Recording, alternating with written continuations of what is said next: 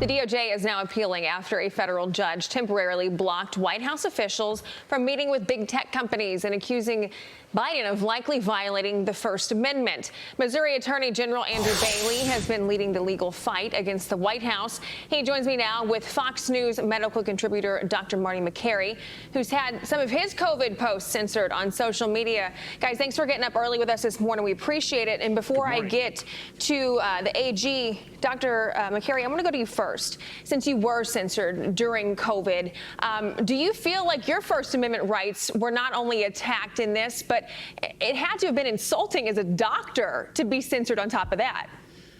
Well, even worse, LinkedIn censored our JAMA study. JAMA is our top medical journal on natural immunity. And if you look at everything that's happened, it's in line with Fauci and email and Collins, the NIH director's email exchange that they wanted a swift and devastating takedown of views different from their own. And sure enough, that's exactly what happened. And then, AG, obviously, I think you guys expected this appeal to come on the heels of this. But I want to know what the likelihood that this order is going to be permanent and how it would be enforced. Well, because this is about defending the Constitution and because the judges found that we're likely to succeed on the merits of establishing that the Biden White House, the Department of Justice, and other federal agencies violated the First Amendment, we feel very confident in our legal position. We're going to keep fighting to protect the Constitution. As the doctor pointed out, so much of the speech that was suppressed actually turned out to be true. So it's protected speech, it was truthful speech, and the government had no business suppressing it. I mean, regardless if there is a Democrat or Republican in the White House, really, do they have any way, shape, or form to be communicating with big tech about things like this? Is that any place for them?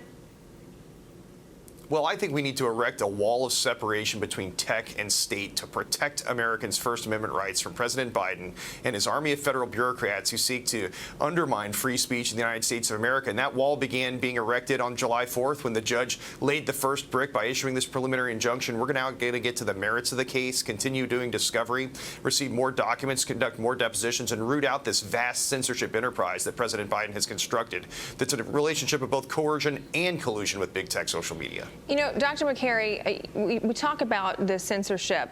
You know, how far really did health officials go? Was it all around with the vaccine, and not only that, but kids going back to school? I mean, what was it exactly that you think was hit the hardest with this censoring?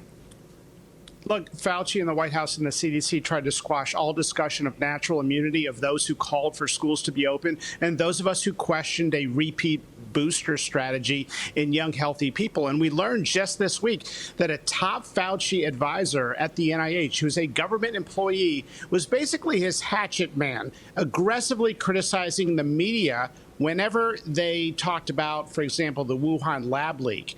And there's direct quotes from him saying, let's move this conversation to Gmail. Fauci does not want his fingerprints on this, as he worked to sort of commission propaganda pieces and criticize journalists. The irony is that it ended up being clearly from a lab, and it's not the government's job to be a publicist for the government. It's the job of the government to do their job. Right, and let's not forget that a lot of these findings, it was predominantly against conservative speech. I think that's no shock there. But A.G. Bailey, with the 2024 election right around the corner, are you really hoping that this just prevents this from happening again with really anything else, not just something like COVID, but anything else? Yeah, absolutely. This has never been about truth. It's always been about power for the White House. We know it emanates from the very top levels of the White House. We know that from discovery we've received where communications specialists at the digital office of the White House have said that it's coming from the very top levels. And so what we've got to do is continue to erect that wall of separation between tech and state. At the recent hearing on May 26th, the Department of Justice refused to commit to acknowledging that it would be a violation of the First Amendment to suppress an American citizen's right to question election integrity. We can't even debate it on social media without Biden interfering. And the remedy for disfavored speech in this country has always been counter speech, not government censorship. The whole point of the First Amendment is to invite dissent and discussion so we can come to consensus by free, fair, and open debate, uninhibited from government interference. Well, I'll tell you what, a lot of people, millions of people are glad someone is starting to stand up and actually make some waves with this administration and trying to put a stop to this. So kudos to you for that. Dr. Makary, as always, thank you for your time this morning. A.G. Bailey, thank you so much. I'm Steve Ducey. I'm Brian Kilmeade. And I'm Ainsley Earhart. And click here to subscribe to the Fox News YouTube page to catch our hottest interviews and most compelling analysis.